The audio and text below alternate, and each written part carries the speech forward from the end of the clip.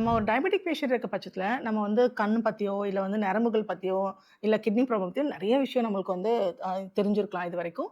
ஆனா நம்ம ரொம்ப அ ஓவர்லுக் பண்ற ஒரு விஷயம் என்னன்னு பார்த்தீங்கன்னா, நம்மளோட டென்டல் கேர். அதாவது ஓரல் ஹைஜீன் நம்ம எல்லாம் ஃபாலோ பண்ணுவோம். அதாவது பல்லு வெளக்குவோம். ஆனா டென்டல் கேர் வந்து ரொம்பவே நம்ம வந்து கம்மியா தான் பண்ணிட்டுருக்கோம். ஆனா அது எவ்ளோ இம்பார்ட்டன்ட் தெரியுங்களா? உங்க சுகர் லெவல் ஹை ஆகும்போது, பல்லுலயும், வாயிலும் நடக்கிற அந்த சின்ன சின்ன மாற்றங்கள நீங்க உத்து கவனிச்சாங்கன்னா, உங்களால நல்லா கண்டுபிடிக்க முடியும். உங்க பிளட் சுகர் ஹையா இருக்குன்னா. ஃபர்ஸ்ட்டு விஷயம் என்னன்னு பார்த்தீங்கன்னா, வாய் வந்து ரொம்ப நாக்குலாம் பார்த்தீங்கன்னா, ரொம்ப வறண்டு போயிடும்.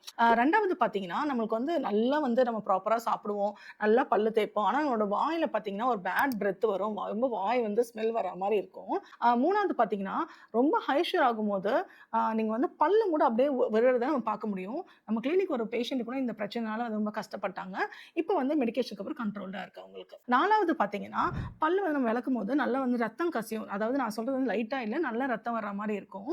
அது வந்து ரொம்ப முக்கியமான விஷயம்.